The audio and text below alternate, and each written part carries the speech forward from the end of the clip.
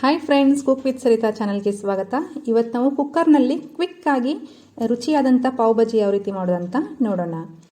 ನೀವಿಲ್ಲಿ ನೋಡ್ಬೋದು ಫ್ರೆಂಡ್ಸ್, ನಾನಿಲ್ಲಿ ಕುಕ್ಕರ್ ಪಾತ್ರೆಯನ್ನು ಬಿಸಿ ಮಾಡ್ಕೊಂಡಿದ್ದೀನಿ. ಅದಕ್ಕೆ 1 ಟೇಬಲ್ ಸ್ಪೂನ್ನಷ್ಟು ಬಟರನ್ನು ಸೇರಿಸ್ಕೊಳ್ತಾ ಇದ್ದೀನಿ. ಹಾಗೆ 1-2 ಟೇಬಲ್ ಸ್ಪೂನ್ನಷ್ಟು ಎಣ್ಣೆನ ಸೇರಿಸ್ಕೊಳ್ತಾ ಇದ್ದೀನಿ.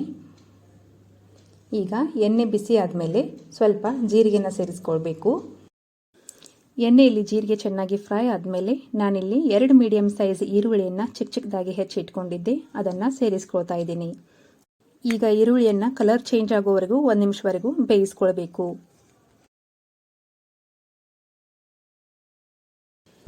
ನಾನಿಲ್ಲಿ ಮೀಡಿಯಂ ಫ್ಲೇಮ್ನಲ್ಲಿ 1 ನಿಮಿಷದವರೆಗೂ ಈರುಳ್ಳಿಯನ್ನು ಫ್ರೈ ಮಾಡ್ಕೊಂಡಿದ್ದೀನಿ. ಈಗ ನೀವಿಲ್ಲಿ ನೋಡ್ಬೋದು, ಕಲರ್ ಕೂಡ ಚೇಂಜ್ ಆಗಿದೆ, ಈರುಳ್ಳಿ ಸಾಫ್ಟ್ ಕೂಡ ಆಗಿದೆ. ಈಗ ನಾನು 1/2 ಟೀ ಸ್ಪೂನ್ದಷ್ಟು ಅಲ್ಲ ಬೆಳ್ಳುಳ್ಳಿ ಪೇಸ್ಟನ್ನು ಸೇರಿಸ್ಕೊಂಡು ಅದನ್ನು ಮಿಕ್ಸ್ ಮಾಡ್ಕೊಳ್ತಾ ಇದ್ದೀನಿ. ಈಗ ಇದಕ್ಕೆ ಸ್ವಲ್ಪ ಅರಿಶಿನ ಪುಡಿಯನ್ನು ಸೇರಿಸ್ಕೊಳ್ತಾ ಇದ್ದೀನಿ. ಹಾಗೆ 2 ಟೀ ಸ್ಪೂನ್ದಷ್ಟು ಪಾವ್ ಭಾಜಿ ಮಸಾಲನ್ನು ಸೇರಿಸ್ಕೊಳ್ತಾ ಇದ್ದೀನಿ.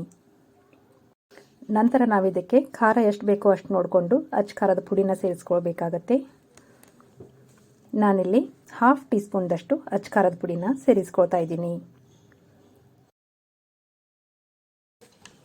ನಂತರ ನಾನಿದಕ್ಕೆ ರುಚಿಗೆ ತಕ್ಕಷ್ಟು ಉಪ್ಪನ್ನು ಸೇರಿಸ್ಕೊಳ್ತಾ ಇದ್ದೀನಿ. ಇದೆಲ್ಲ ಆದಮೇಲೆ ನಾನಿಲ್ಲಿ ಸ್ವಲ್ಪ ಕೊತ್ತಂಬರಿ ಸೊಪ್ಪನ್ನು ಚಿಕ್ಕದಾಗಿ ಕಟ್ ಮಾಡಿಕೊಂಡು ಸೇರಿಸ್ಕೊಳ್ತಾ ಇದ್ದೀನಿ. ಈಗ ಇದನ್ನೆಲ್ಲನೂ ಚೆನ್ನಾಗಿ ಮಿಕ್ಸ್ ಮಾಡ್ಕೊಳ್ಬೇಕು. ಇದನ್ನು ಮಿಕ್ಸ್ ಮಾಡ್ಕೊಂಡಾದಮೇಲೆ ನಾನಿಲ್ಲಿ ಮೀಡಿಯಂ ಸೈಜ್ 2 ಟೊಮೆಟೊವನ್ನು ಚಿಕ್ಕದಾಗಿ ಹೆಚ್ಕೊಂಡು ಸೇರಿಸ್ಕೊಳ್ತಾ ಇದ್ದೀನಿ. ಈಗ ಇದನ್ನು ಚೆನ್ನಾಗಿ ಮಿಕ್ಸ್ ಮಾಡ್ಕೊಳ್ಬೇಕು. ಹಾಗೆ ಫ್ರೆಂಡ್ಸ್, ನೀವಿನ್ನೂ ನಮ್ಮ ಚಾನಲ್ನ ಸಬ್ಸ್ಕ್ರೈಬ್ ಮಾಡ್ಕೊಳ್ಳದೆ ನೋಡ್ತಾ ಇದ್ದರೆ ಪ್ಲೀಸ್ ಸಬ್ಸ್ಕ್ರೈಬ್ ಮಾಡ್ಕೊಳ್ಳಿ. ನಾನಿಲ್ಲಿ ಟೊಮೆಟೊವನ್ನು ಎಲ್ಲ ಚೆನ್ನಾಗಿ ಮಿಕ್ಸ್ ಮಾಡ್ಕೊಂಡಾಗಿದೆ. ಈಗ ಇದನ್ನು ಒಂದು ಪ್ಲೇಟ್ ಮುಚ್ಚಿಟ್ಟು 1-2 ನಿಮಿಷ ಸಾಫ್ಟ್ ಆಗೋದಕ್ಕೆ ಬಿಡ್ತಾ ಇದ್ದೀನಿ. ನಾವಿಲ್ಲಿ ಪ್ಲೇಟ್ ಮುಚ್ಚಿದ ಮೇಲೆ ಗ್ಯಾಸ್ ಫ್ಲೇಮನ್ನು ಸಣ್ಣದಾಗಿ ಇಟ್ಕೊಂಡಿರಬೇಕು. ಹಾಗೆ ಇಲ್ಲಿ ನೋಡಿ, ಟೊಮೆಟೊ ಎಲ್ಲ ಸಾಫ್ಟ್ ಆಗಿದೆ. ಈಗ ಇದನ್ನು ಸ್ಪೂನ್ನಿಂದ ಈ ರೀತಿ ಮಾಡಿ ಮ್ಯಾಶ್ ಮಾಡ್ಕೊಳ್ಬೇಕು. ನಂತರ ನಾನು ಅದಕ್ಕೆ 1/2 ಬೌಲ್ನಷ್ಟು ಗಜರಿಯನ್ನು ಸೇರಿಸ್ಕೊಳ್ತಾ ಇದ್ದೀನಿ. ಹಾಗೆ 1/2 ಬೌಲ್ನಷ್ಟು ಕ್ಯಾಪ್ಸಿಕಮನ್ನು ಸೇರಿಸ್ಕೊಳ್ತಾ ಇದ್ದೀನಿ. ಹಾಗೆ 1/2 ಬೌಲ್ನಷ್ಟು ಮಟರ್ ಸೇರಿಸ್ಕೊಳ್ತಾ ಇದ್ದೀನಿ. ನಂತರ ಅದಕ್ಕೆ ನಾನಿಲ್ಲಿ 1/2 ಬೌಲ್ನಷ್ಟು ಫ್ಲವರನ್ನು ಸೇರಿಸ್ಕೊಳ್ತಾ ಇದ್ದೀನಿ. ಇದಾದಮೇಲೆ 1/2 ಬೌಲ್ನಷ್ಟು ನಾನಿಲ್ಲಿ ಬೀಟ್ರೂಟನ್ನು ಸೇರಿಸ್ಕೊಂಡಿದ್ದೀನಿ. ನಾವಿಲ್ಲಿ ಬೀಟ್ರೂಟ್ ಸೇರಿಸ್ಕೊಳ್ಳೋದ್ರಿಂದ ಪಾವ್ ಭಾಜಿ ಕಲರ್ ಕೂಡ ಚೆನ್ನಾಗಿ ಬರುತ್ತೆ, ಹಾಗೆ ಟೇಸ್ಟ್ ಕೂಡ ಚೆನ್ನಾಗಿರುತ್ತೆ. ನೋಡಿ, ಈಗ ಇದನ್ನೆಲ್ಲನೂ ಚೆನ್ನಾಗಿ ಮಿಕ್ಸ್ ಮಾಡ್ಕೊಳ್ಬೇಕು. ನೋಡಿ, ಈಗ ಇದನ್ನೆಲ್ಲನೂ ಚೆನ್ನಾಗಿ ಮಿಕ್ಸ್ ಮಾಡ್ಕೊಂಡಾಗಿದೆ. ನಾನೀಗ ಇದಕ್ಕೆ 1 ಬೌಲ್ನಷ್ಟು ಆಲೂಗಡ್ಡೆನ ಸೇರಿಸ್ಕೊಳ್ತಾ ಇದ್ದೀನಿ. ಈಗ ಮತ್ತೆ ಇದನ್ನು ಚೆನ್ನಾಗಿ ಮಿಕ್ಸ್ ಮಾಡ್ಕೊಳ್ಬೇಕು. ಮನೆಯಲ್ಲಿ ಯಾವುದೇ ಸಣ್ಣ ಪುಟ್ಟ ಪಾರ್ಟಿಗಳೆಲ್ಲ ಇದ್ದರೆ ಈ ರೀತಿ ಕುಕ್ಕರ್ನಲ್ಲಿ ಪಟ್ಟಂತ ಪಾವ್ ಭಾಜಿ ಮಾಡ್ಕೊಂಡ್ಬಿಡ್ಬೋದು. ಟೇಸ್ಟ್ನಲ್ಲಿ ಕೂಡ ಅಷ್ಟೇ ಹೋಟೆಲ್ನ ಥರನೇ ಟೇಸ್ಟ್ ಕೊಡುತ್ತೆ.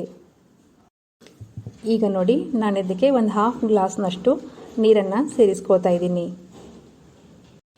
ಈಗ ನಾವು ಇದನ್ನು ಮೀಡಿಯಂ ಫ್ಲೇಮ್ನಲ್ಲಿ 5-6 ವಿಸಲ್ ಬರೋವರೆಗೂ ಕುಕ್ ಮಾಡ್ಕೋಬೇಕು.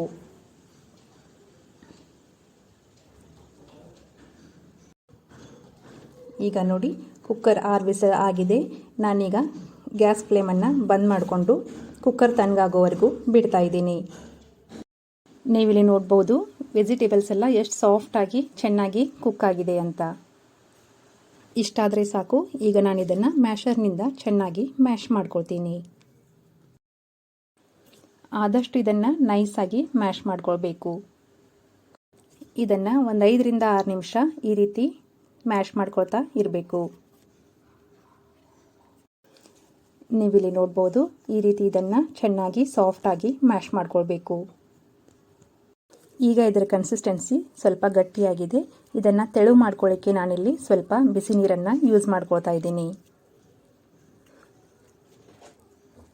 ಈಗ ನೋಡಿ, ಇದನ್ನು ಚೆನ್ನಾಗಿ ಮಿಕ್ಸ್ ಮಾಡ್ಕೊಳ್ಬೇಕು. ಇದರ ಕನ್ಸಿಸ್ಟೆನ್ಸಿ ನೋಡಿಕೊಂಡು ಇನ್ನಷ್ಟು ನೀರು ಬೇಕಾದರೆ ಸೇರಿಸ್ಕೊಳ್ಬೋದು. ಹಾಗೆ ಖಾರ ಉಪ್ಪು ಇನ್ನೂ ಏನಾದರೂ ಬೇಕಾಗಿದ್ದರೆ ಇಲ್ಲೇ ಟೇಸ್ಟ್ ನೋಡಿಕೊಂಡು ಸೇರಿಸ್ಕೊಳ್ಬೋದು. ಈಗ ನೋಡಿ, ಇದರ ಕನ್ಸಿಸ್ಟೆನ್ಸಿ ಕರೆಕ್ಟಾಗಿದೆ.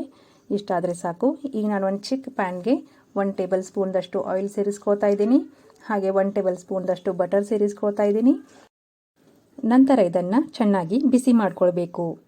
ಇಲ್ಲಿ ಬಟರ್ ಮೆಲ್ಟ್ ಆದಮೇಲೆ ನಾನಿದಕ್ಕೆ ಸ್ವಲ್ಪ ಕಸೂರಿ ಮೇಥಿಯನ್ನು ಸೇರಿಸ್ಕೊಳ್ತಾ ಇದ್ದೀನಿ. ನಂತರ ಇದಕ್ಕೆ ಸ್ವಲ್ಪ ಕೊತ್ತಂಬರಿ ಸೊಪ್ಪನ್ನು ಸೇರಿಸ್ಕೊಳ್ತೀನಿ. ಈಗ ಇದನ್ನು ಚೆನ್ನಾಗಿ ಮಿಕ್ಸ್ ಮಾಡ್ಕೊಂಡ್ಮೇಲೆ ಪಾವ್ ಭಾಜಿಗೆ ಸೇರಿಸ್ಕೊಳ್ಬೇಕಾಗುತ್ತೆ. ನೋಡಿ, ಈ ರೀತಿ ಚೆನ್ನಾಗಿ ಒಂದ್ಸಲ ಮಿಕ್ಸ್ ಮಾಡ್ಕೊಂಡಾದ್ಮೇಲೆ ಇದನ್ನು ಪಾವ್ ಭಾಜಿಗೆ ಸೇರಿಸ್ಕೊಂಡ್ರೆ ಟೇಸ್ಟ್ ತುಂಬ ಚೆನ್ನಾಗಿರುತ್ತೆ. ನಾವಿಲ್ಲಿ ಪಾವ್ ಭಾಜಿ ಮಾಡಬೇಕಾದ್ರೆ ಬರೀ ಎಣ್ಣೆಯನ್ನು ಉಪಯೋಗಿಸದೆ ಅರ್ಧ ಎಣ್ಣೆ ಮತ್ತು ಅರ್ಧ ಬಟರ್ ಉಪಯೋಗಿಸೋದ್ರಿಂದ ಪಾವ್ ಭಾಜಿ ಟೇಸ್ಟು ತುಂಬ ಚೆನ್ನಾಗಿರುತ್ತೆ. ನೋಡಿ, ಈಗ ಇದನ್ನು ಚೆನ್ನಾಗಿ ಒಂದ್ಸಲ ಮಿಕ್ಸ್ ಮಾಡ್ಕೊಂಡ್ಬಿಟ್ರೆ ಪಾವ್ ಭಾಜಿ ಸರ್ವ್ ಮಾಡಲಿಕ್ಕೆ ರೆಡಿಯಾಗಿದೆ. ಈಗ ನೋಡಿ, ಒಂದು ಪ್ಯಾನ್ನಲ್ಲಿ ನಾನು ಸ್ವಲ್ಪ ಬಟರನ್ನು ಹಾಕ್ತಾ ಇದ್ದೀನಿ. ಅದು ಮೆಲ್ಟ್ ಆಗ್ತಾ ಇದ್ದ ಹಾಗೆಯೇ ನಾನು ಅದಕ್ಕೆ ಸ್ವಲ್ಪ ಕಸೂರಿ ಮೇಥಿಯನ್ನು ಸೇರಿಸ್ಕೊಳ್ತಾ ಇದ್ದೀನಿ. ಹಾಗೆ ಸ್ವಲ್ಪ ಕೊತ್ತಂಬರಿ ಸೊಪ್ಪನ್ನು ಸೇರಿಸ್ಕೊಳ್ತಾ ಇದ್ದೀನಿ. ಈಗ ಇದನ್ನು ಚೆನ್ನಾಗಿ ಮಿಕ್ಸ್ ಮಾಡ್ಕೊಳ್ಬೇಕು. ನಂತರ ನಾನು ಇದಕ್ಕೆ ಸ್ವಲ್ಪ ಪಾವ್ ಭಾಜಿ ಮಸಾಲಾನ ಸೇರಿಸ್ಕೊಳ್ತಾ ಇದ್ದೀನಿ. ಈಗ ಇದನ್ನು ಕೂಡ ಚೆನ್ನಾಗಿ ಮಿಕ್ಸ್ ಮಾಡಿಕೊಂಡು ಸ್ವಲ್ಪ ಪ್ಯಾನ್ ತುಂಬ ಸ್ಪ್ರೆಡ್ ಮಾಡ್ಕೊಳ್ಬೇಕು. ನೀವು ಬೇಕಿದ್ದರೆ ಇಲ್ಲಿ ಪಾವ್ ಭಾಜಿ ಮಸಾಲ ಜೊತೆ ಸ್ವಲ್ಪ ಅಚ್ಚ ಖಾರದ ಪುಡಿನೂ ಸೇರಿಸ್ಕೊಳ್ಬೋದು. ಈಗ ನಾನಿದರಲ್ಲಿ ಪಾವನ್ನು ಈ ರೀತಿ ಹಾಫ್ ಕಟ್ ಮಾಡಿ ಮೇಲೆ ಕೆಳಗೆ ಬಿಸಿ ಮಾಡ್ತಾ ಇದ್ದೀನಿ. ಈ ರೀತಿ ಮಾಡಿ ನಾವು ಮಾಡಿರುವಂಥ ಭಾಜಿ ಜೊತೆಗೆ ಸರ್ವ್ ಮಾಡೋದ್ರಿಂದ ಪಾವ್ ಭಾಜಿ ಟೇಸ್ಟು ತುಂಬ ಚೆನ್ನಾಗಿರುತ್ತೆ. ಜೊತೆಗೆ ಪ್ಲೇಟ್ನಲ್ಲಿ ಪಕ್ಕಕ್ಕೆ ಸ್ವಲ್ಪ ಚಿಕ್ಕದಾಗಿ ಹೆಚ್ಚಿದಂಥ ಈರುಳ್ಳಿ, ಲಿಂಬೆಹಣ್ಣು, ಸ್ವಲ್ಪ ಕೊತ್ತಂಬರಿ ಸೊಪ್ಪು ಉದುರಿಸಿಕೊಟ್ರೆ ತುಂಬ ಸಖತ್ತಾಗಿರುತ್ತೆ. ಈ ರೆಸಿಪಿ ನಿಮಗೆ ಇಷ್ಟ ಆದರೆ ಲೈಕ್ ಮಾಡಿ, ಶೇರ್ ಮಾಡಿ, ಕಮೆಂಟ್ ಮಾಡಿ. ಹಾಗೆ ಸಬ್ಸ್ಕ್ರೈಬ್ ಆಗೋದನ್ನು ಮರಿಬೇಡಿ. ಧನ್ಯವಾದಗಳು.